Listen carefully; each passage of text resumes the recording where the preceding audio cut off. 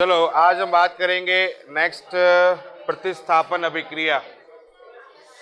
प्रतिस्थापन अभिक्रिया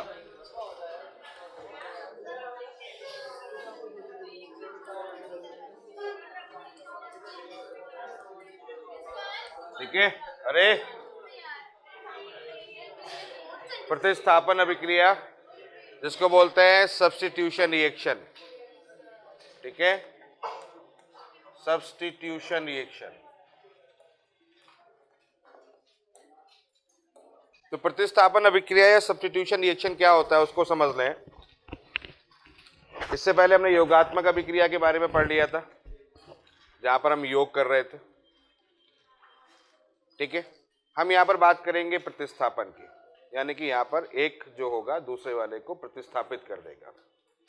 जैसे ऐसे मान के चलते हैं कि जैसे कि मान लेते हैं हमारे पास में एक यौगिक ए बी है और किसी अन्य सी के साथ अभिक्रिया कर रहा है, और अभिक्रिया करने में ऐसा हो जाए कि सी जो है वो बी को यहां से प्रतिस्थापित कर दे, ए सी बन जाए प्लस बी बन जाए, ये कंडीशन यहां पर हो जाए, ठीक है भाई।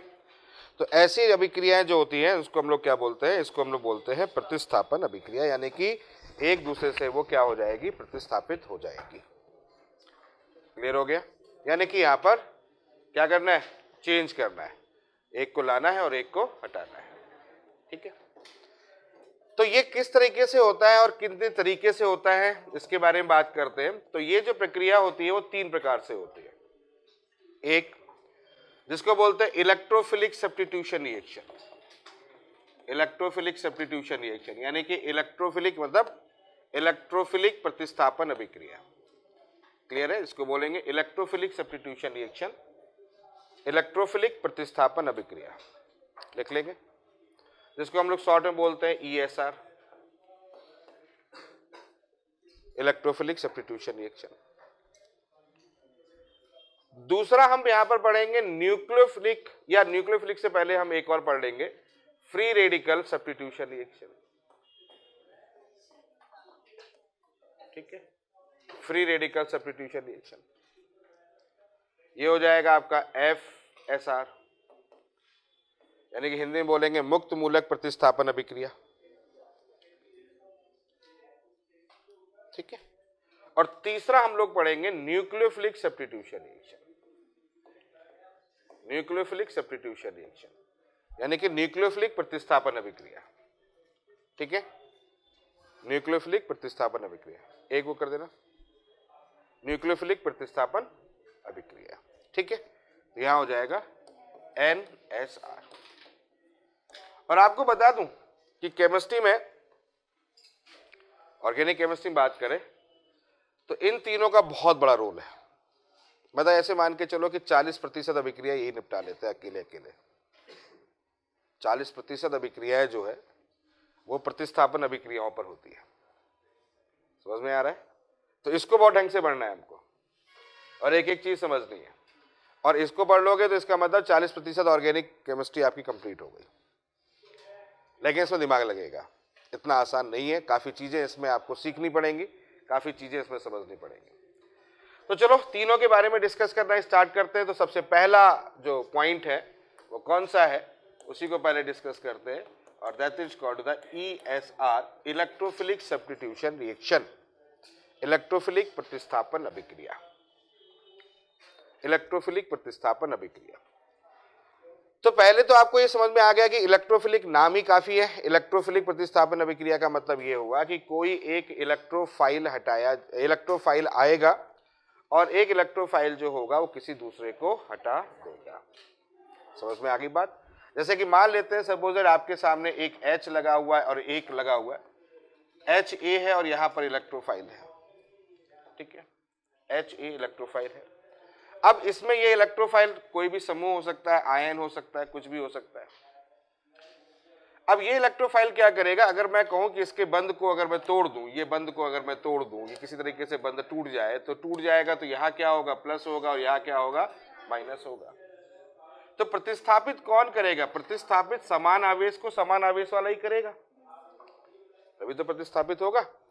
यानी कि प्रतिस्थापित करना है तो समान आवेश का समान आवेश वाले को प्रतिस्थापित करेगा। तो इलेक्ट्रोफाइल पे कौन सा आवेश हो गया? धनावेश हो गया। H प्लस पे कौन सा हो गया? धनावेश हो गया। यानी ये पॉजिटिव चार्ज इस पॉजिटिव चार्ज को क्या करेगा? हटा देगा, और हटा देगा तो यहाँ पर क्या बनेगा? इलेक्ट्रोफाइल एंड देन ए बन जाएगा। ये तो जनरल सी बात मैंने बोली है। लेकिन अकेला इलेक्ट्रोफाइल कभी नहीं आता, उसके साथ में न्यूक्लियोफाइल हमेशा आता है। यानी कि धनावेश अकेला नहीं आता, धनावेश के साथ हमेशा कौन सा आता है? एक ऋणावेश, यानी कि निगेटिव आयन जरूर आता है। आता कि नहीं आता है? और वो निगेटिव आयन क्या करेगा? वो उसके बाद का काम करेगा। पहले इलेक्ट्रोफाइल अपना काम कर लेगा, फ्री हो जाएगा, फिर मौका किसको देगा?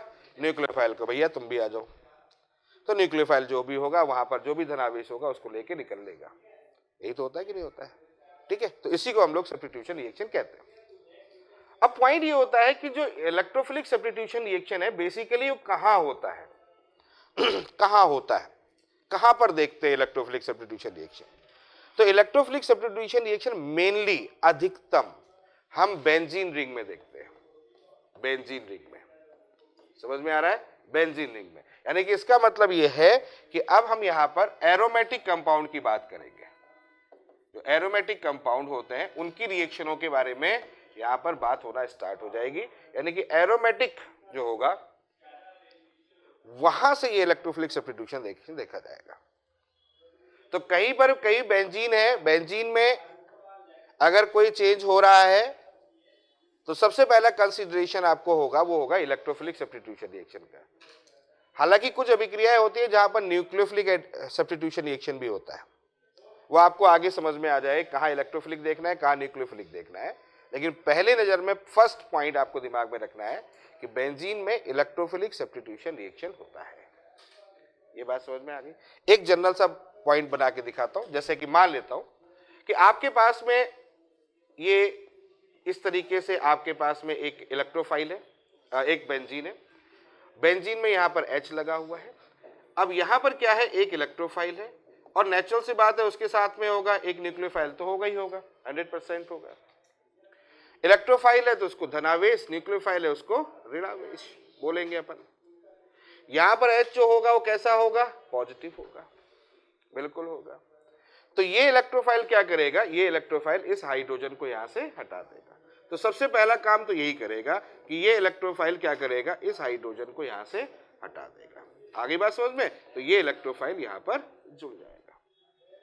बोलो बच्चों, कोई डाउट यहां तक समझ में आ गया? इलेक्ट्रोफाइल जो होगा वो पहले जाकर इस हाइड्रोजन को यहां से हटा देगा। क्लियर है?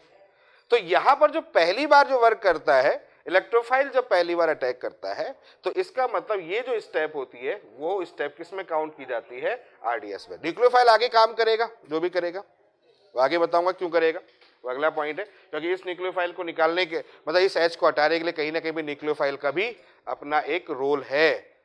भाई इलेक्ट्रोफाइल पॉजिटिव है तो कहां अटैक करेगा? निगेटिव पे करेगा, यानी कि निगेटिव पे करेगा। तो निगेटिव पे तो न्यूक्लियोफाइल क्या करेगा? उस H हटाने में हेल्प करेगा कि नहीं करेगा? समझ में आ गया कि नहीं आ गया? क्लियर है? आ जाएगा, धीरे धीरे आ जाएगा। फिलहाल इतनी बात समझ में आ गई कि पहली जो फर्स्ट स्टेप जो यहां पर आएगा वो हो जाएगा रेट डिटरमाइनिंग स्टेप, यानी कि दर निर्धारण पथ। तो होता है क्या है? अभिक्रिया में जब इलेक्ट्रोफाइल प्रयोग किया जाता है बेंजीन के साथ में तो पहला स्टेप जो होता है वो रेट डिटरमाइनिंग स्टेप होता है, और दूसरा जब न्यूक्लियोफाइल वर्क करेगा, सेकेंड स्टेप में न्यूक्लियोफाइल जो वर्क करेगा वो नॉन रेट डिटरमाइनिंग स्टेप होता है। लेकिन दो अभिक्रियाएं ऐसी हैं, इन बात को समझना है। सभी अभिक्रियाओं में फर्स्ट स्टेप इलेक्ट्रोफिलिक, जब इलेक्ट्रोफाइल अटैक करता है रेट डिटरमाइनिंग स्टेप होता है। लेकिन दो ऐसी जगह हैं जहां पर first step rate determining step नहीं होता है, और वो कौन सी जगह है? वो है तब जब आप सल्फोनेशन करते हैं। अभी तो आप शब्दों को ध्यान रखें, सल्फोनेशन। जब आप सल्फोनीकरण करते हैं यानी कि H2SO4 का प्रयोग करते हैं, यानी कि SO3H, SO3 इस तरह का इलेक्ट्रोफाइल का जब प्रयोग किया जाता है तो उस कंडीशन पे पहला फर्स्ट जो स्टेप है, यही मैं लिखना चाह रहा हूं कि फर्स्ट स्टेप आरडीएस नहीं होता। तो कहां नहीं होता? पहला एक सल्फोनेशन में नहीं होता और दूसरा आयोडोनेशन में नहीं होता, आयोडीनीकरण। ठीक है, आयोडोनेशन में। आयोडीनीकरण। आयोडीनीकरण ये दो जगह ऐसी होती है जहां पर फर्स्ट स्टेप जो होता है वो रिडिटरमाइनिंग स्टेप नहीं होता है। बाकी जगह आप धड़ल्ले से आप क्या करेंगे, रिडिटरमाइनिंग स्टेप को डिफाइन कर देंगे। बोलो बच्चों, कोई डाउट यहां तक? तो चलो शुरुआत करें फिर। तो चलो शुरुआत करते हैं कि आखिर ये तो मैंने एक छोटी सी बातें बता दी, थोड़ा फील आ गया होगा आपको कि आखिर हमें क्या करना है। तो शुरुआत करते हैं। हम सबसे पहले आपके सामने बेंजीन लेके आ रहे हैं और एक आपके सामने इलेक्ट्रोफाइल लेके आ रहे हैं। ये इलेक्ट्रोफाइल लेके आ रहे हैं। देखो क्या होता है, सबसे पहले ये बॉन्ड टूटेगा, बॉन्ड टूट जाएगा, पॉजिटिव टू निगेटिव कर सकते हो आप इसको, ये तो आपको पता ही है। बॉन्ड ब्रेकिंग होगी, बिल्कुल बॉन्ड ब्रेकिंग होगी, हो जाएगी बॉन्ड ब्रेकिंग, कर लोगे। किसी को कोई दूसरा बॉन्ड तोड़ने का मन है, दूसरा बॉन्ड तोड़ लो, उससे कोई ज्यादा फर्क नहीं पड़ेगा। बेंजीन है, कहीं भी तोड़फोड़ कर लो, ठीक है। क्या होगा इस कंडीशन में, क्या होगा? नेचुरल सी बात है, ये तो हमें कंफर्म है कि इलेक्ट्रोफाइल अटैक कहाँ करेगा, नेगेटिव वाले पोर्शन पे अटैक करेगा, ये तो हमें कंफर्म हो गया। ठीक है बच्चों, कंफर्म हो गया। तो सिचुएशन क्या हो जाएगी, सिचुएशन हमारे सामने कुछ ये आ जाएगी, यहाँ आ गया, यहाँ आ गया, ये प्लस आ गया, यहाँ इलेक्ट्रोफाइल आ गया। अच्छा एक बात तो आपको पता है कि नहीं पता, ये तो बात मुझे लगता है पता ही है, होशियार बच्चे हो, कि सब जगह एच होता है ना, इतने तो होशियार हुई है ना, हर जगह एच होता है, तो एच वहां पर रखना ही है, एच वहां होगा। ठीक है भाई, कर दिया काम इलेक्ट्रोफाइल ने अपना, कर दिया काम इलेक्ट्रोफाइल ने, यानी कि क्या हो गया, ये फर्स्ट स्टेप हो गया, पहला स्टेप हो गया। और जनरली अगर हम बात करें तो ये आरडीएस स्टेप हो गया। क्लियर है? अब जैसे ही यहां पर ये बना, ये इंटरमीडिएट फॉर्म बन गया, जैसे ही यहां पर कार्बोकैटायन बना, वैसे ही कार्बोकैटायन के अंदर झुरझुरी हो जाएगी नहीं हो जाएगी? हाँ, क्या होगा कि भैया कार्बोकैटायन बन गया, कार्बोकैटायन बन गया। तो मैं कहूँ ठीक है भाई साहब, बहुत बढ़िया बात है, कार्बोकैटायन बन गया। तो कार्बोकैटायन बन गया तो क्या होगा, रेजोनेंस हो जाएगा, रेजोनेंस हो जाएगा, ये रेजोनेंस इधर से हो जाएगा। समझ में आया कि नहीं आया? तो रेजोनेंस होगा, तो रेजोनेंस होने से क्या होने लगेगा, रेजोनेंस होने से क्या होने लगेगा कि इस कंडीशन में ये पॉजिटिव चार्ज घूमने लगेगा, घूमने लगेगा तो पॉजिटिव टू निगेटिव, ये डबल बॉन्ड बनेगा, ये डबल बॉन्ड बनेगा, यहां इलेक्ट्रोफाइल आ जाएगा, यहां पॉजिटिव चार्ज आ जाएगा। क्लियर है? क्लियर है? इसका मतलब इसको ऐसे भी कह सकते हैं, और इसका अगर रेजोनेंस बनाना चाहे तो हम रेजोनेटिंग मतलब रेजोनेंस हाइब्रिड बनाना चाहे तो ऐसे पॉजिटिव और ये इलेक्ट्रोफाइल इस टाइप से बना सकते हैं। इसको बोलते हैं sigma complex compound, sigma complex compound. Clear है? सिग्मा कॉम्प्लेक्स कंपाउंड, ये फॉर्मेशन हो जाएगा। क्लियर हो गया? ये बन गया, रेजोनेंस के थ्रू मूवमेंट हो गया, मूवमेंट हो गया, पॉजिटिव चार्ज लोकलाइज हो गया, घूम गया पॉजिटिव चार्ज, पहले कहीं और था फिर कहीं और आ गया। लेकिन एक चीज समझो, इसके होने से एक चीज, बेंजीन का एक नेचर खत्म हो गया, बेंजीन का एक नेचर खत्म हो गया। बेंजीन होता है एरोमेटिक कंपाउंड, है ना, तो एरोमेटिसिटी उसकी खत्म हो गई, बेंजीन की एरोमेटिसिटी खत्म हो गई। और बेंजीन का सबसे मेन कैरेक्टर ही होता है एरोमेटिक होना। तो बेंजीन बर्दाश्त तो ये इस बात को कभी नहीं करेगा कि तुम आए चले गए, ठीक है, और हमारा एरोमेटिक नेचर भी ले गए। कहेगा नहीं भैया, चाहिए मुझे, वापस चाहिए, एरोमेटिक नेचर चाहिए, ठीक है। तो वो एरोमेटिक नेचर को वापस लेने की कोशिश करेगा। अब वापस कब हो पाएगा एरोमेटिक नेचर? जरा गौर से देखो, यहां पर देखो, यहां पर हाइड्रोजन है कि नहीं है, कार्बन की 4 वैलेंसी, यहां पर हाइड्रोजन है कि नहीं है, 4 वैलेंसी। क्लियर है कि नहीं है? तो अब आएगा कौन, अब कौन खेला करेगा, न्यूक्लियोफाइल। कहेगा भाई न्यूक्लियोफाइल, अब तुम एक काम करो, यहां पर जो हाइड्रोजन था उसको ले जाओ। तभी तो एरोमेटिक नेचर, कुछ तो भाई, कुछ पाने के लिए कुछ खोना पड़ता है, तो उसने पा तो लिया इलेक्ट्रोफाइल, लेकिन उस जगह पर वो हाइड्रोजन, कहां पर, उसी जगह पर जहां पर वो अटैच हुआ था, उसी जगह पर जहां पर वो हाइड्रोजन अटैच हुआ था, उस हाइड्रोजन से कह देगा भैया तुम निकल लो, अब हो गया तुम्हारा काम। तो ये पॉजिटिव, तो ये निगेटिव, अरे हाँ या ना, तो ये पॉजिटिव किसके साथ जाएगा, न्यूक्लियोफाइल। तो न्यूक्लियोफाइल का काम खत्म नहीं हुआ है, न्यूक्लियोफाइल का काम बाकी है। वो क्या करेगा, उस हाइड्रोजन को बाहर खींच लेगा, और खींच लेगा तो सुविधा के अनुसार वो उसके साथ उत्पाद बना सकता है। नहीं भी बना सकता है, ये उसकी सुविधा के ऊपर है।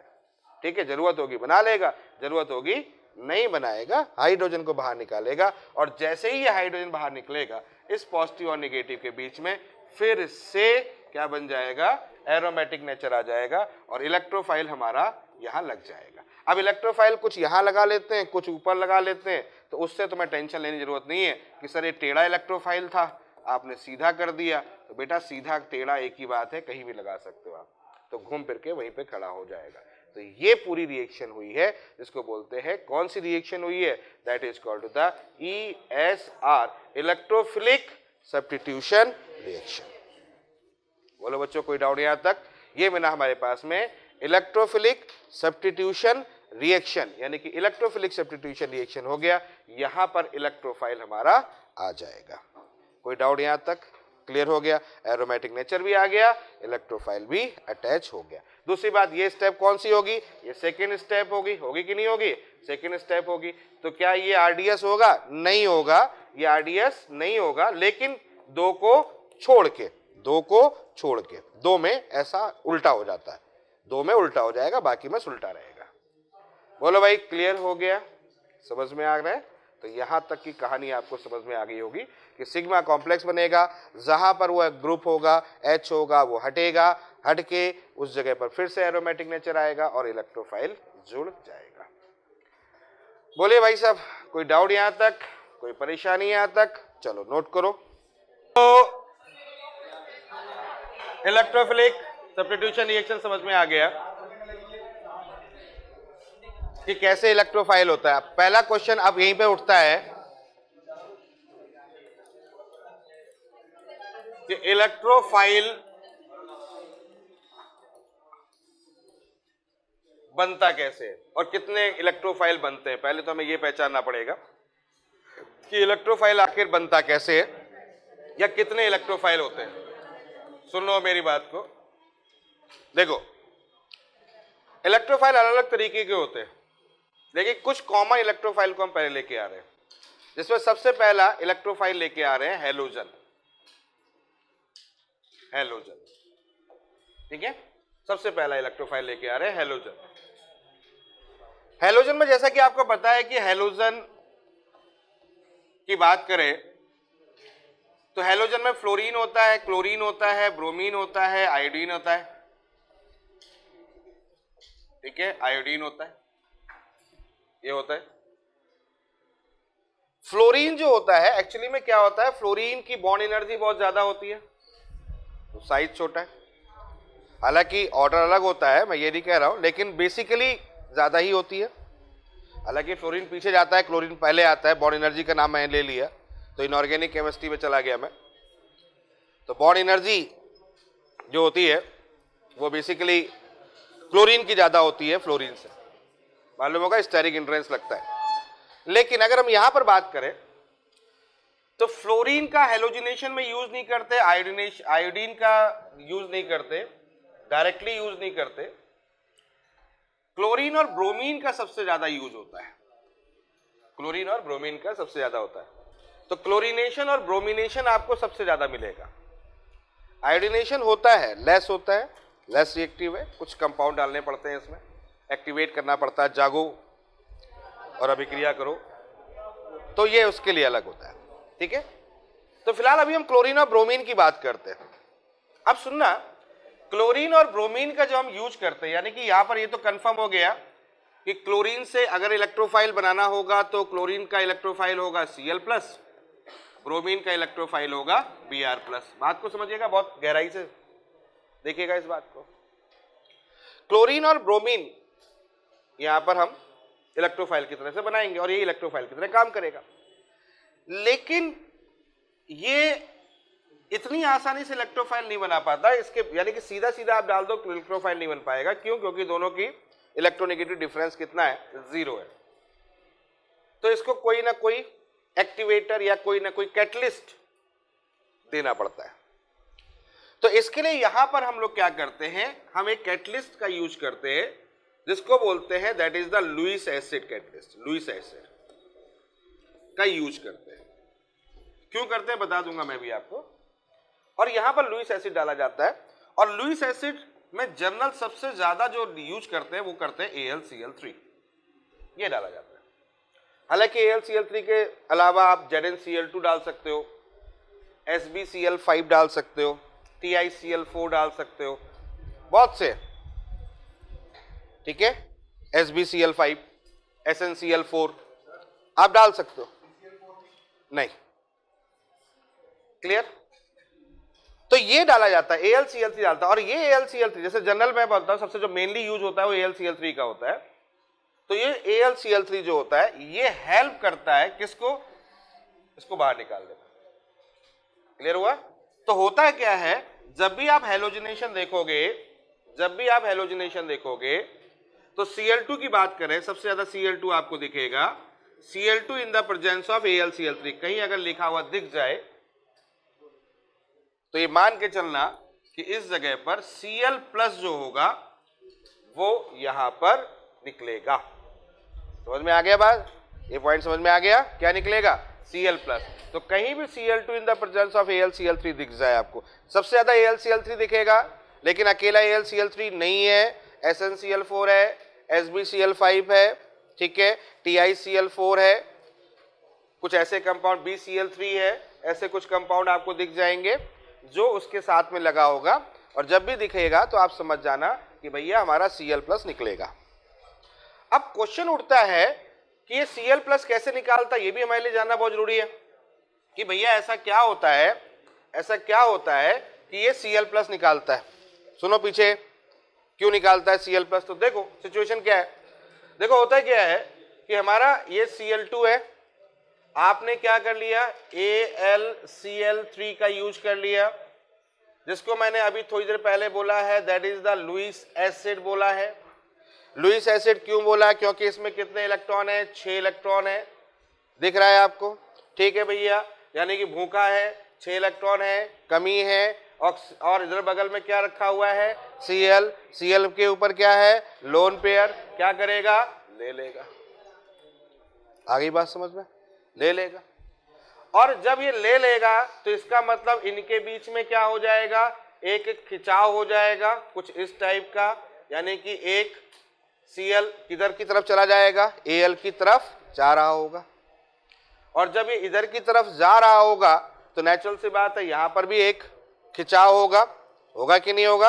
और खिंचाव होगा तो खिंचाव होने से क्या हो जाएगा, कुछ देर के बाद ये Cl प्लस यहां बनेगा, ये Cl यहां चला जाएगा, इसका मतलब इस जगह से AlCl4 माइनस यहां बन जाएगा और इस बेचारे को छोड़ के चला जाएगा। समझ में आ गया। और यही जो छूटा हुआ है कल की डेट में कमाल करेगा, इलेक्ट्रोफाइल बनाएगा, ठीक है, यही दुख इसको ले जाएगा, यही मजबूत करेगा। अरे भाई सीधी सी बात है, बेचारा Cl2 रखा हुआ था, AlCl3 आया, घर तोड़ के चला गया, Cl को छोड़ के चला गया, फिर Cl क्या करेगा, बेंजीन को ढूंढेगा, बोले ठीक है रुक जा, अभी बताता हूं मैं, है ना, हाँ IAS की तैयारी कर रहे हैं। और क्या था वो क्या था, वो ठुकरा के, हाँ जो भी था, हाँ इंतकाम, वो इंतकाम ही लेगा ये, फिर जाकर बेंजीन से टिकेगा और भाई साहब नया कंपाउंड ना देगा। अच्छा जो जाएगा वो आएगा भी, जो जाएगा वो वापस आएगा भी, क्योंकि ऐसा नहीं कि AlCl4 माइनस हमेशा रहेगा, बाद में यही जो Cl गया था ये H को निकालने के लिए काम आएगा, HCl भी बनेगा। समझ में आ गया नहीं आ गया। तो जो जाएगा वो वापस आएगा, तो इसलिए जो जा रहा है उसे जाने दो, एक जा रहा है जाने दो, दो जा रहा है जाने दो, एक जाएगा दो दूसरा नया मिलेगा, दो जाएंगे 4 नए मिलेंगे।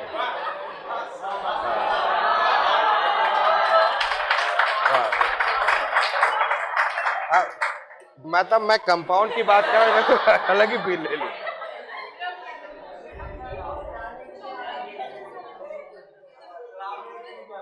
है ना, हम रुक गए ना, इसी चक्कर में लफड़े में पड़ गए। हमने सोचा इसके बाद कोई नहीं आएगा, लेकिन बाद में मालूम चला नहीं, इसके बाद तो भाई साहब लाइन लगी थी। समझ गए ना, इसलिए रुकना कभी नहीं, समझा रहा हूं, तुम लोगों को भी समझा रहा हूं, रुकना कभी नहीं। एक आ रहा है आने दो, और जा रहा है घर तक बेच के दो। एक बहुत अच्छा उसमें शेर था, भूल गया मैं, तू नहीं तो कोई और सही, और नहीं तो कोई और सही,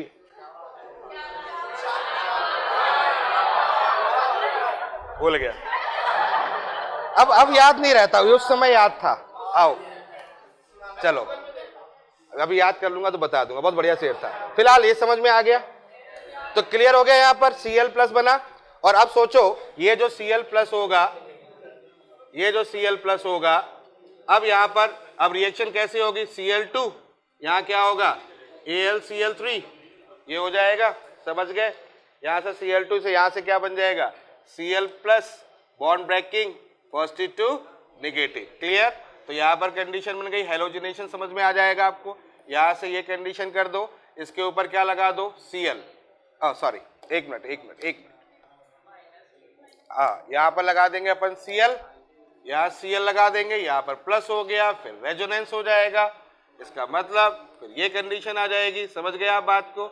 यहाँ Cl है, यहाँ डबल बॉन्ड, यहाँ डबल बॉन्ड, यहाँ पर क्या आ जाएगा प्लस, और अब यहाँ से क्या होगा AlCl4 माइनस जो था वो यहाँ से अब अगला वर्क करेगा, AlCl4 माइनस, यानी कि यहाँ से H ले लेगा, तो क्या बन जाएगा आपका HCl बन जाएगा, समझ गए होगे बात को। अरे हाँ या ना, AlCl3 वापस उसी जगह पर जो पहले आना था, और ये बन गया हमारा क्लोरोबेंजीन। क्लियर है। तो इस तरीके से रिएक्शन हो जाती है। तो बात करते हैं नाइट्रेशन नाइट्रीकरण में। नाइट्रेशन नाइट्रीकरण में क्या होता है, देखो बच्चों, यहां पर कंसंट्रेट HNO3 का यूज करते हैं, concentrate HNO3 in the presence of concentrate H2SO4, इसका यहां पर यूज करते हैं, concentrate HNO3 in the presence of concentrate H2SO4। देखो कंसंट्रेट HNO3 जो है उसके साथ H2SO4 क्यों प्रयोग करते हैं, पहले तो इसको समझ लो। क्योंकि हमें मालूम है कंसंट्रेट HNO3 एसिडिक नेचर होता है, और एसिडिक नेचर होने के कारण से H++NO3 माइनस हमेशा मिलता है, कॉन्जुगेट बेस होता है, स्टेबल हो जाता है, NO3 माइनस रेजोनेंस आ जाता है। लेकिन हमको तो चाहिए ही नहीं, हमको H+NO3 माइनस तो चाहिए ही नहीं, क्लियर है, हमें ये नहीं चाहिए। तो इसलिए हम क्या करते हैं, इससे ज्यादा अच्छा एसिड, HNO3 से ज्यादा अच्छा एसिड हम उसमें डाल देते हैं, H2SO4 डाल देते हैं। यानी कि इसका मतलब ये है HNO3 और H2SO4 दोनों पहले आपस में मिल जाते हैं, तो ध्यान दें, HNO3 और H2SO4 दोनों आपस में मिल जाते हैं, और उस कंडीशन पे ये एसिड की तरह काम करता है और ये बेस की तरह काम करता है। HNO3 और H2SO4 दोनों आपस में मिल जाते हैं और मिलके ये बेस और ये एसिड की तरह काम करता है। दिखाता हूं कैसे करता है, देखो यहां पर, इसको ऐसे लिख लो HONO2, और यहां लिख लो HHSO4, एसिड है HHSO4, और यहां लिख लो HONO2। अब जरा गौर से देखो, ये माइनस हो गया, ये प्लस हो गया, अरे हाँ या ना, और यहां क्या होगा, ये प्लस होगा, ये माइनस होगा, तो ये दोनों आपस में मिल जाएंगे, मिल गए। जब ये दोनों आपस में मिल जाएंगे तो इस कंडीशन पे H2O बन जाएगा, दूसरा यहां पर क्या बन जाएगा बच्चों, NO2 प्लस बन जाएगा, और तीसरा यहां पर क्या बनेगा, HSO4 माइनस। तो हमें तो NO2 चाहिए था ना, हमें तो क्या चाहिए था, NO2 चाहिए था, ये हमारा NO2 बन गया, NO2 प्लस नाइट्रेशन के लिए। समझ रहे हो बात को, नाइट्रेशन के लिए हमें जरूरत थी, हमने नाइट्रेशन के लिए NO2 का यहां पर यूज कर लिया। कोई डाउट यहां पे? क्वेश्चन आ चुका है, क्वेश्चन आ चुका है कि क्यों यूज करते हैं, पहली बात, और दूसरी बात, जब दोनों को आपस में मिलाया जाता है तो कौन एसिड और कौन बेस की तरह काम करता है, ये दोनों चीजें आ चुकी है क्वेश्चन में, कि नाइट्रेशन में कौन एसिड और कौन बेस की तरह काम करता है। ध्यान रखना, ये बेस की तरह काम करता है, ये एसिड की तरह काम करता है। क्यों H2SO4 यूज करते हैं, क्योंकि अगर नहीं करोगे तो H++NO3 माइनस बन जाएगा, हमें नाइट्रेट NO2 प्लस चाहिए, ना कि NO3 माइनस चाहिए था। अब समझ में आ गया, क्लियर हो गया? ठीक है, सिंपल सी बात है। और जब ये समझ में आ गया तो अब मुझे एक बात बताओ, फिर वही बेंजीन ले लें और हम यहाँ पर नाइट्रेशन करें। इसीलिए आप देखो कंसंट्रेट HNO3 के साथ में कंसंट्रेट H2SO4 हमेशा हम लेके चलते हैं, और जब हम लेके चलते हैं तो उस कंडीशन पर हमेशा हमारा NO2 का फॉर्मेशन होता है, यानी कि नाइट्रोबेंजीन बन जाती है। तो जल्दी जल्दी चले, नोट करें। ये बात समझ में आ गई है कि नाइट्रोबेंजीन बन जाती है। दो बातें समझ गए? तो ध्यान रखना, बहुत छोटी छोटी चीजें, एक एक चीजें समझिएगा। ओके, तीसरा जो सबसे इंपॉर्टेंट है वो भी आप समझ लो, जिसके बारे में अभी हमने कहा था, दैट इज द सल्फोनेशन। तो तीसरी कंडीशन सल्फोनेशन, सल्फोनीकरण जिसको हम लोग बोलते हैं, सल्फोनेशन।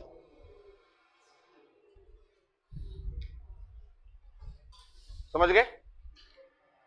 सल्फोनेशन में बेसिकली हम लोग जो यूज करते हैं वो करते हैं कंसंट्रेट H2SO4। अब कुछ यहां पर मिसकॉन्सेप्ट है लोगों के। कुछ लोग कहते हैं कि कंसंट्रेट जो H2SO4 है, बात ना करें पीछे, जो कंसंट्रेट H2SO4 है उसका जब हम इलेक्ट्रोफाइल देखते हैं तो वो इलेक्ट्रोफाइल SO3H+ मिलता है। आपको बता दें ये सरासर गलत है। हाँ, लिखते जरूर है, कभी कभी जल्दीबाजी में लिखते हैं हाँ भाई SO3H लगा देना, ये कर देना है, लेकिन ऐसा नहीं होता। पहले चीज तो ये ध्यान रखो, क्योंकि एक बार क्वेश्चन पूछा गया था कि सल्फोनेशन में इलेक्ट्रोफाइल कौन सा होता था, तो 99% लोगों ने SO3H लगा दिया, जबकि ये जवाब गलत है। सही जवाब है कि इसमें जो इलेक्ट्रोफाइल होता है that is the SO3। SO3 electrophile होता है।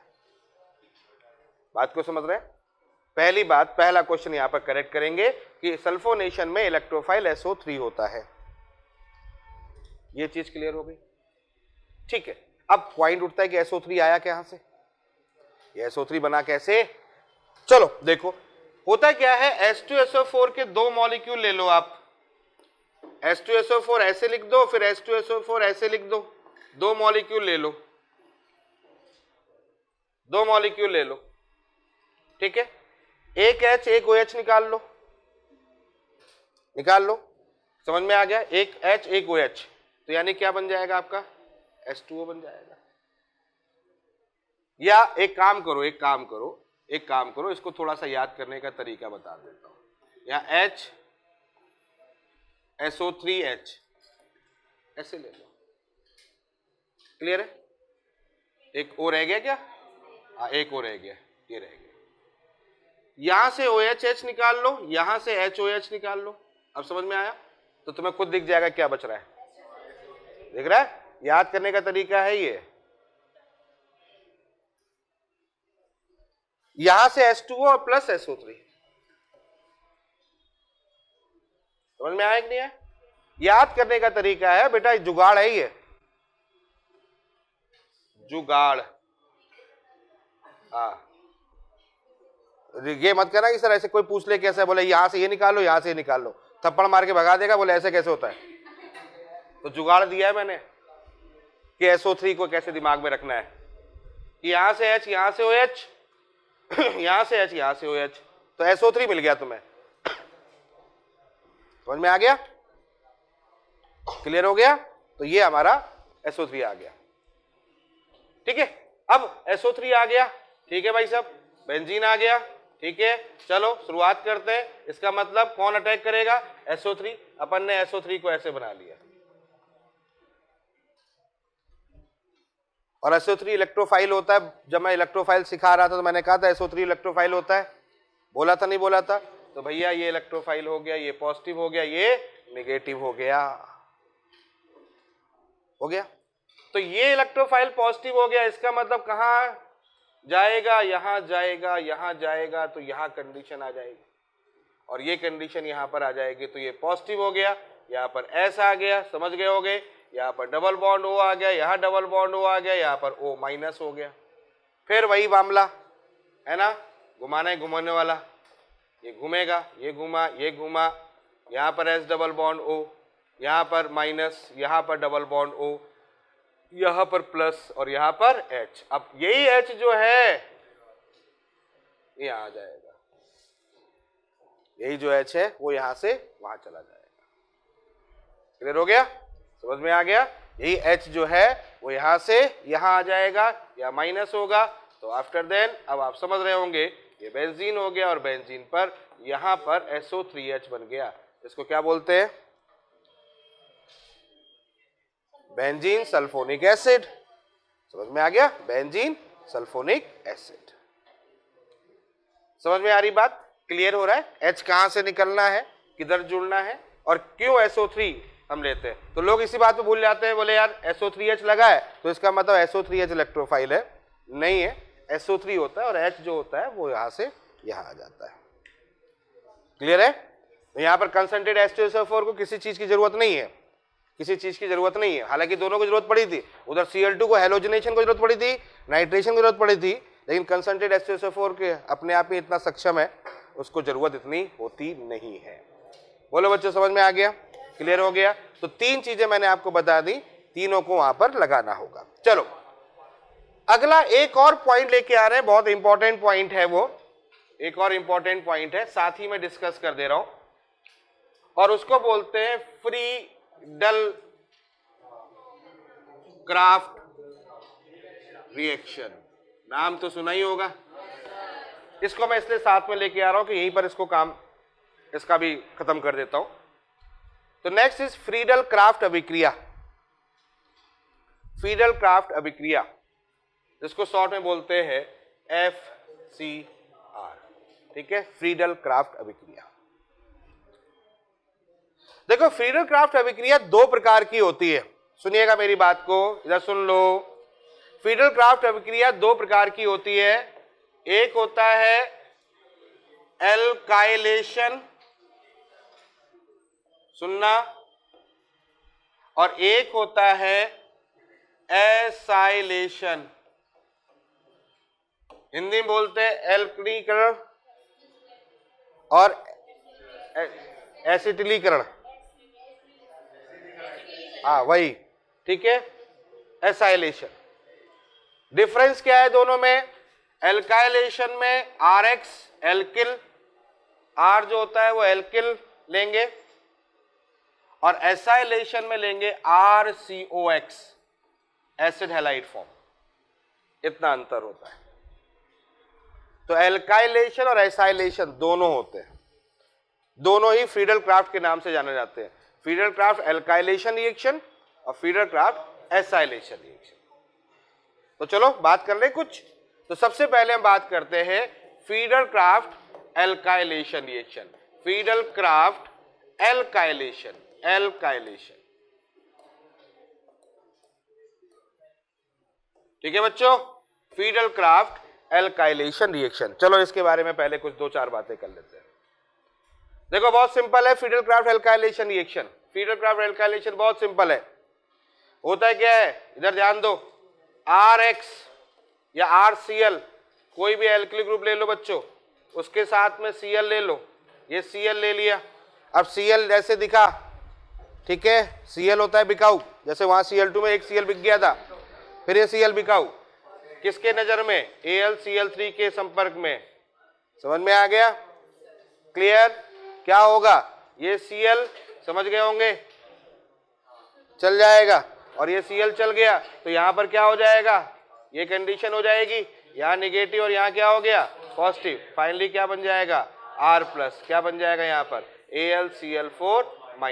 ये इलेक्ट्रोफाइल हो गया, यानी एल्किल ग्रुप यहां पर इलेक्ट्रोफाइल की तरह काम करेगा। क्लियर है? इलेक्ट्रोफाइल की तरह काम करेगा। मतलब एल्किल ग्रुप यहां पर भैया मिलेगा अपने को, एल्किल ग्रुप मिलेगा भैया अपने को, समझ गए? एल्किल ग्रुप मिलेगा अपने को। तो एल्किल ग्रुप कोई भी हो सकता है। तो एग्जांपल ले लेते हैं साथ में, कौन कौन से एल्किल ग्रुप हो सकते हैं। तो पहला मैंने ले लिया CH3Cl, छोटा ही लेता हूं पहले, AlCl3। बिना AlCl3 के तो ये काम ही नहीं करेगा, नहीं करेगा ना, ये ले लेगा इसको। क्या बनाओगे यहां पर? CH3+ इलेक्ट्रोफाइल बना लो। तो सीखना स्टार्ट करो, इलेक्ट्रोफाइल क्या बनेगा, CH3 प्लस बन जाएगा, CH3 प्लस। बोलो बच्चों कोई डाउट यहां तक, कोई डाउट यहां तक? दूसरा एग्जांपल, CH3 CH2Cl ले लो, AlCl3, क्लियर? क्या होगा, वही होगा जो पहले हो रहा था, क्या बनेगा, CH3 CH2 प्लस। बोलो बच्चों कोई डाउट यहां तक? इलेक्ट्रोफाइल बना दिया, CH3 CH2 प्लस आ गया। अब हम ले रहे हैं CH3 CH2 CH2Cl, बात नहीं, AlCl3, वही काम यहां करना है, वही काम यहां करना है, क्या हो जाएगा, यही होगा, CH3 CH2 CH2 प्लस, ठीक है। लेकिन यहां पर थोड़ा सा अपने को दिमाग लगाना पड़ेगा।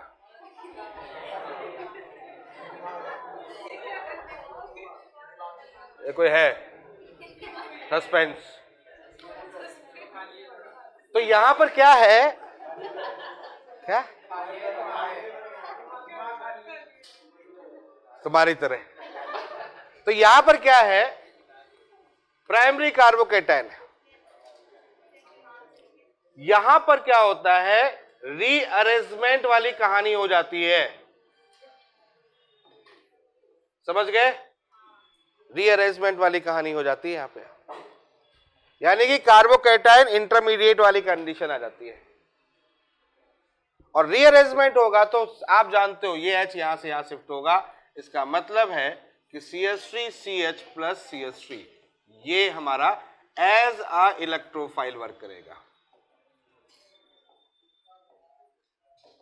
समझ में आ गई बात, ये इलेक्ट्रोफाइल की तरह काम करता है, ये बात ध्यान रखना है, ये बात ध्यान रखना है कि इलेक्ट्रोफाइल की तरह ये काम करेगा। मतलब सीधा बॉन्ड तोड़ने के बाद एक बार आपको और सोचना पड़ेगा कि वहां पर क्या मिल रहा है हमको, तो रीअरेंजमेंट वाला जो प्रोसेस था वो वापस लाना पड़ेगा। समझ में आ गया, क्लियर हो गया? तो चलो मैं कुछ क्वेश्चन देता हूं, उससे आपको सारी चीजें समझ में आ जाएंगी। तो चलो पहला क्वेश्चन फटाफट नोट करो, फीडर क्राफ्ट रिएक्शन की बात करेंगे, बहुत इंपॉर्टेंट है, बहुत इंपॉर्टेंट है। प्रोडक्ट बनाओ, अब आप प्रोडक्ट बना लोगे, डायरेक्ट प्रोडक्ट बनाने की कोशिश करो, डायरेक्ट प्रोडक्ट बनाने की कोशिश करो। क्या करोगे, सीधे सीधे उसको जोड़ दोगे, CH3 CH2Cl टूट जाएगा, यहां निगेटिव यहां पॉजिटिव, इसका मतलब यहां पर क्या बन जाएगा आपके पास में, CH2 CH3। कहानी क्लियर हो गई, CH2 CH3 बन गया ना, सिंपल है, क्लियर? चलो दूसरा क्वेश्चन दे रहा हूं, दूसरा क्वेश्चन दे रहा हूं,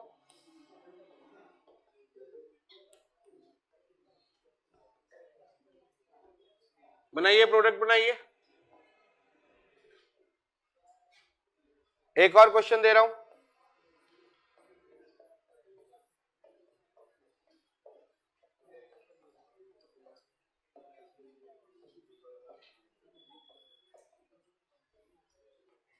प्रोडक्ट बनाइए।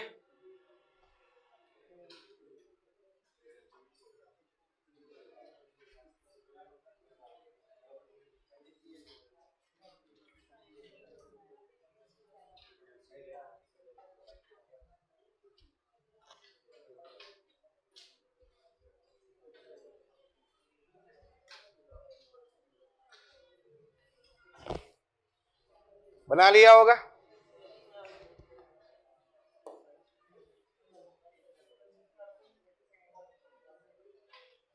तो वही कंडीशन है, Cl पॉजिटिव, देन समझ गए होंगे यहां पर रीअरेंजमेंट, बहुत अच्छी तरह से जानते हो, रीअरेंजमेंट पे बड़ा लंबा चौड़ा अपन ने क्लास लिया था उसमें।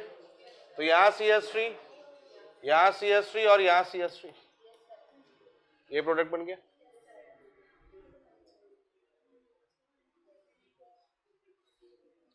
ठीक है, यहां देखो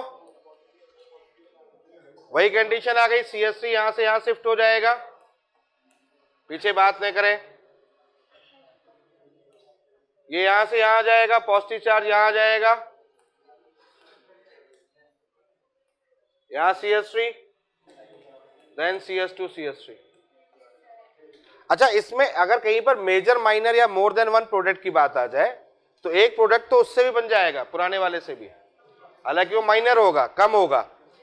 तो मेजर माइनर, वैसे हालांकि क्वेश्चन जो भी आते हैं मेजर की पूछा जाता है, माइनर नहीं पूछता, लेकिन दिमाग में रखना है कि एक वो पॉसिबिलिटी भी बन सकती है।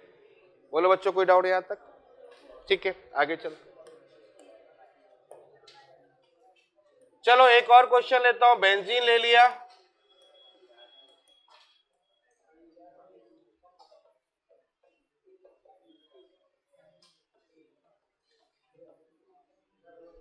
चलो ये बनाओ बनाओ बनाओ,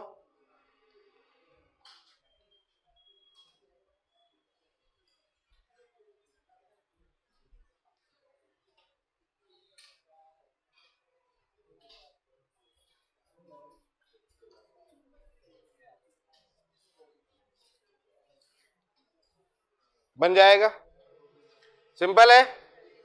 क्या हुआ यहां से, ये माइनस ये प्लस, ये कौन सा है, एलिल, अरे एलिल है, एलिल कार्बोकेटायन रेजोनेंस, याद आ गया होगा, डबल बॉन्ड, इस पे पॉजिटिव, ये कार्बन एटम अटैच होगा, देखो देखो ये कौन सा कार्बन एटम अटैच होगा, ये वाला होगा, क्लियर है, CH2 then CH double bond CH2, ये बनेगा प्रोडक्ट। लेकिन एक बात मैं इसलिए मैंने इसको बताया, उसको समझो, यहां पर मैंने ये मान लेता हूं ये कार्बन एटम को इस रंग से कर दिया, तो वो कार्बन एटम यहां है, ये पहचान लेना। कभी कभी क्या कर देते हैं, C14 कर देते हैं, स्टार बना देते हैं, तो कार्बन एटम वो ये नहीं है, वो ये वाला है, तो यहां वाला कार्बन एटम ही डायरेक्टली अटैच होगा इसके साथ में। समझ गए बात को? क्लियर हो रहा है कि नहीं हो रहा है? तो यहां पर ये चीज ध्यान रखिएगा। नेक्स्ट बेंजीन ले लो, चलो इससे छोटा वाला फॉर्म ले लेते हैं, AlCl3, क्या हो रहा है भाई, बनाओ क्या होगा,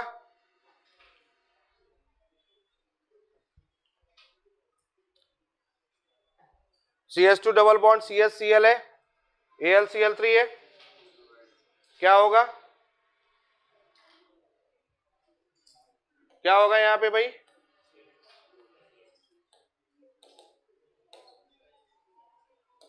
Cl निकलेगा,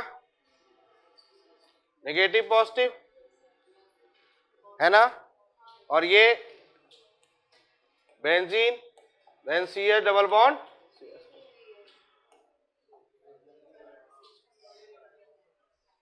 भाई साहब ये रिएक्शन ही नहीं होगी, थोड़ा दिमाग तो खोल लिया करो। ये क्या है, विनाइल क्लोराइड है, और विनाइल क्लोराइड में भाई साहब मैंने आपको कुछ बताया था, मैंने कहा था Cl है, इस पर लोन पेयर ऑफ इलेक्ट्रॉन है, ये इसको इलेक्ट्रॉन देगा, एक डबल बॉन्ड करेक्टर डेवलप हो जाएगा, और डबल बॉन्ड करेक्टर डेवलप हो जाएगा तो ये Cl यहां से नहीं निकल पाएगा। समझे कि नहीं समझे? समझ में आया? तो इस कंडीशन में ये रिएक्शन पॉसिबल नहीं होगी, ये रिएक्शन पॉसिबल नहीं होगी। तो ध्यान रखना है कि जहां देखा Cl मुंह उठा के निकाल दिया, उसको अपन ने जोड़ दिया, अरे भाई देख लेना कि कहाँ है Cl कहाँ नहीं है। समझ में आया कि नहीं आया? क्लियर है? एक और एग्जांपल, एक और एग्जांपल, ये बेंजीन ले लिया और इसी बेंजीन के ऊपर Cl ले लिया और फिर AlCl3 ले लिया, ये लो, सोच लेना क्या होगा, कुछ नहीं होगा। क्यों नहीं होगा? ये Cl निकलेगा नहीं निकलेगा, वही कंडीशन आ गई है। कौन सी कंडीशन है? ये वाली कंडीशन है, Cl वाली क्या होगा, Ca इलेक्ट्रॉन देगा, घूमेगा, समझ में आया कि नहीं, डबल बॉन्ड होगा तो रिएक्शन नहीं होगी। आ रही है बात समझ में, क्लियर है?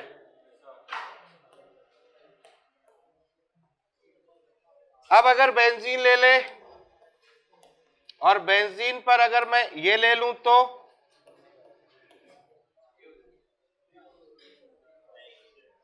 बेंजाइल क्लोराइड AlCl3 हो जाएगा ना? हाँ ये हो जाएगा। कैसे हो जाएगा, यहां निकालोगे पॉजिटिव कार्बोकैटायन रेजोनेंस स्टेबिलिटी, अरे हाँ है ना, तो ये आराम से अटैक कर लेगा, तो बेंजीन के ऊपर बेंजीन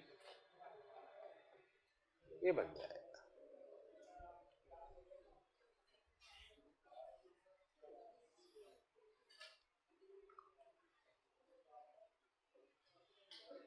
सही है, कोई डाउट यहां तक?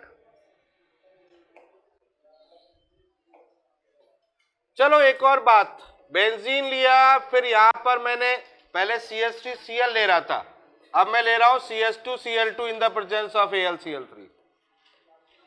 थोड़ा दिमाग लगाओ, थोड़ा दिमाग लगाओ।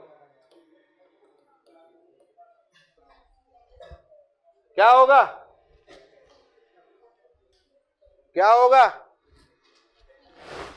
कुछ तो नया होगा, कुछ तो तूफानी। सोचो क्या होने जा रहा है। पहले एक Cl निकलेगा, जुड़ेगा, यानी कि पहले एक Cl निकलेगा तो क्या निकलेगा, यहां पर क्या बनेगा बच्चों, CH2Cl, अरे हाँ या ना, बेंजीन तो है ही ना, AlCl3 तो है ही ना, ये फिर उसके ऊपर निकल जाएगा। आया समझ में, ये फाइनल प्रोडक्ट होगा। आया समझ में, डबल स्टेप अपने आप हो जाएगा। क्लियर है? आवाज चेक करते रहना भाई, चोट नहीं हो जाए। समझ में आ रहा है? अच्छा चलो, अच्छा एक काम करो, एक काम और, CHCl3 ले ले,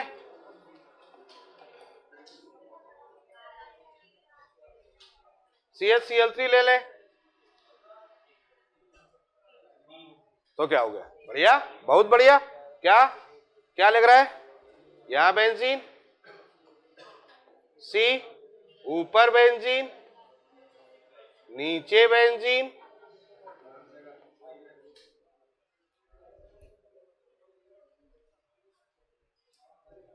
सही है कि नहीं है? सही है, क्लियर हो गया? अरे भाई जितने Cl, तो रिएक्शन बार बार स्टेप पे होता है, स्टेप बढ़ते जाएंगे। समझ में आया कि नहीं है?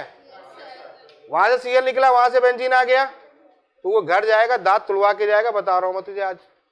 उतनी देर से खुश हो रहा है, पढ़ इधर, दो बेंजीन, फिर घर वाले उसी में चरखी डाल के घुमाएंगे,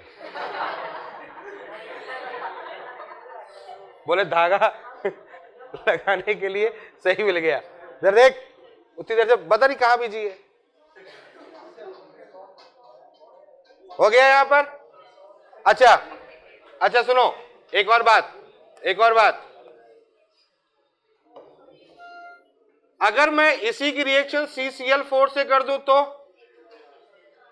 तो तुम्हारे दिमाग में आएगा 4। देखा कितना कॉमन सेंस है, यही होगा, 4 नहीं लगता है, ध्यान रखना है ना, 4 स्टेबल नहीं है, स्टेरिक इंड्रेस इतना ज्यादा हो जाएगा, बेचारा एक कार्बन 3-3 4-4 बेंजीन को कैसे संभाल पाएगा। बहुत ज्यादा लड़ाई हो जाएगी आपस में, तो इसलिए वो पॉसिबल नहीं है, यही पॉसिबल होगा। क्लियर हो गया? तो 4 नहीं होते, 3 होते, प्रैक्टिकली ये एग्जिस्टेंस है, उसकी एग्जिस्टेंस नहीं है। तो समझ में आ गया? एक रिडक्शन हो जाएगा बाद में, Cl आता है, Cl का रिडक्शन हो जाता है। क्लियर? चलो अब बात करते हैं एसाइलेशन में 10 मिनट और। एसाइलेशन बेटा बहुत काम की चीजें सिखा रहा हूं, कोई बात नहीं, हाथ में लिखो। एसाइलेशन, एसाइलेशन में क्या होता है, मैंने आपको बताया एसाइलेशन में वही कंडीशन है R C double bond O C L, R C double bond O C L.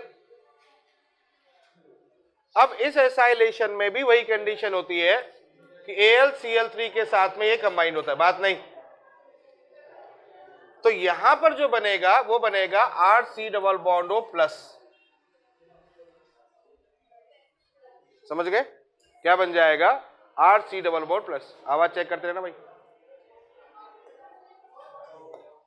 R C double bond O plus ये इलेक्ट्रोफाइल की तरह वर्क करेगा।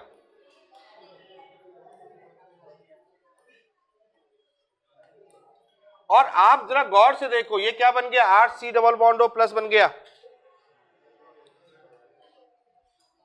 आप देखो R C double bond O plus जो होता है वो अपने आप में स्टेबल होता है बैक बॉन्डिंग के थ्रू।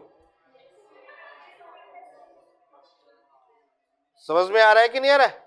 तो बैक बॉन्डिंग के थ्रू ये अपने आप में स्टेबल होगा। इसका मतलब ये कंडीशन यहां पर आ गई कि ये रीअरेंजमेंट की तरफ नहीं जाएगा। आपसे ये पूछा जा सकता है कि इसमें रीअरेंजमेंट पॉसिबल क्यों नहीं होता? क्योंकि यहां पर जो कार्बोकेटायन मिला है ना वो अपने आप में ऑलरेडी स्टेबल है। और स्टेबल क्यों है ये पूछ ले तो बैक बॉन्डिंग के थ्रू, क्योंकि ऑक्सीजन पर लोन पेयर इलेक्ट्रॉन होंगे, वो उसको इलेक्ट्रॉन देगा, प्रोवाइड करेगा, तो बैक बॉन्डिंग हो जाएगी, यानी कि रीअरेंजमेंट यहां पॉसिबल नहीं है। तो अब ऐसा कहीं पर भी एसाइलेशन की बात अगर आपको कहीं दिख जाए, कहीं भी दिख जाए, किसी भी जगह एसाइलेशन दिख जाए, आपको कुछ नहीं करना है, इतना जो पोर्शन है इस पोर्शन को उठा के बेंजीन रिंग के ऊपर लगा देना है। और ये बात समझ में, यानी यहां हो जाएगा COCH3। कुछ नहीं करना, सिर्फ बेंजीन के ऊपर COCH3 लगा देना है। बोलो बच्चों, समझ में आ गया? क्लियर हो गया? जैसे अगर मैं बात करता हूं इस टाइप का एग्जाम्पल की, तो कैसा भी एग्जाम्पल हो भाई, कैसा भी एग्जाम्पल हो, कोई भी कंपाउंड इस टाइप का हो, आपको क्या करना क्या है? फीडरक्राफ्ट एसाइलेशन करना है। तो आप इतने वाले पोर्शन को निकाल के इतने पोर्शन को उसके ऊपर लगा देंगे, यानी ये बेंजीन हो गया, then C double bond O, then benzene, benzophenone. इसको क्या बोलेंगे? बेंजोफिनोन। नाम ध्यान रखो, ठीक है? और इसको क्या बोलेंगे? एसीटोफिनोन। एसीटोफिनोन पहले ही बता चुका हूं मैं, जनरल नेम। तो ये एसीटोफिनोन हो गया और ये बेंजोफिनोन हो गया। समझ में आ गया? क्लियर हो गया?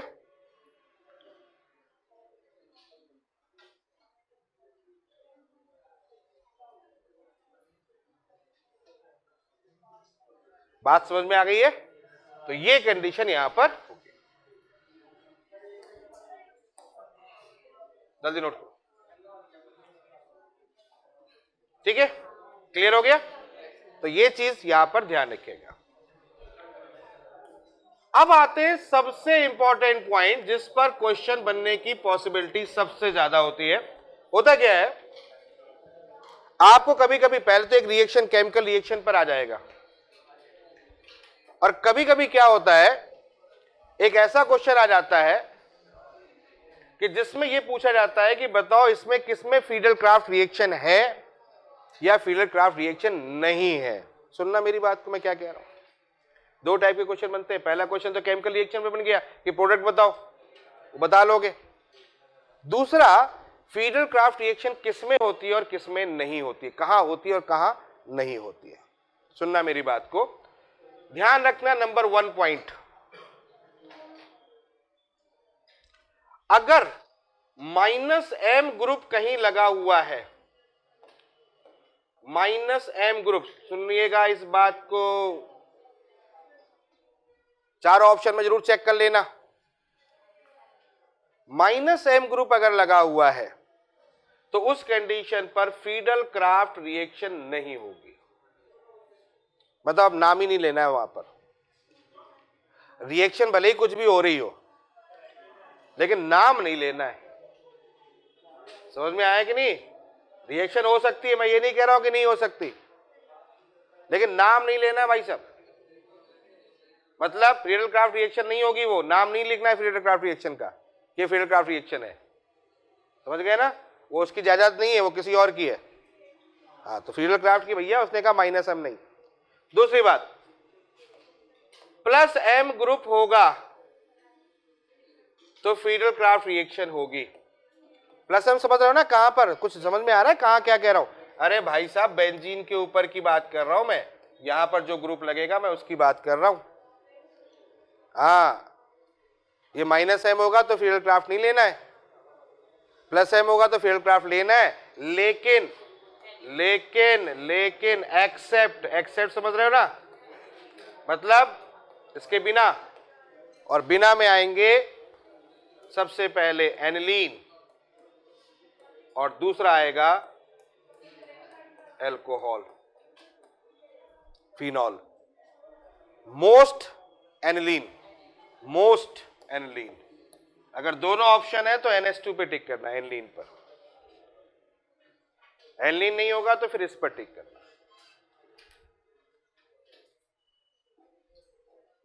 समझ में आया कि नहीं है? समझ में आया?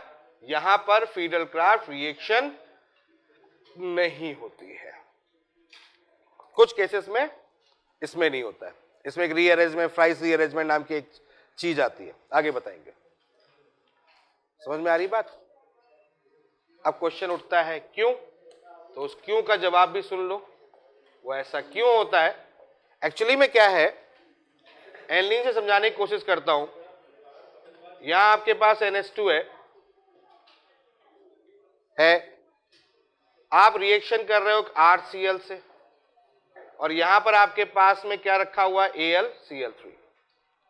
AlCl3 कैसा होता है? लुईस एसिड, बता चुका हूं, मतलब है उसके अंदर इलेक्ट्रॉन की कमी। नाइट्रोजन पर भाई साहब इलेक्ट्रॉन है, तो ये AlCl3 इसको छोड़ के सोचो कैसा है यार, ये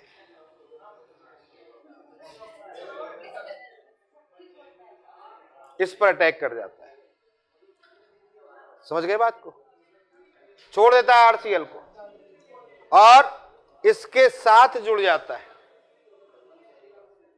समझ गए क्यों? क्योंकि उसको यहां लोन पेयर दिख जाते हैं, और जब यहां लोन पेयर दिख जाते हैं तो भाई ये H, ये H, ये AlCl3, ये कंडीशन यहां पर आ जाती है, ये प्लस और ये माइनस।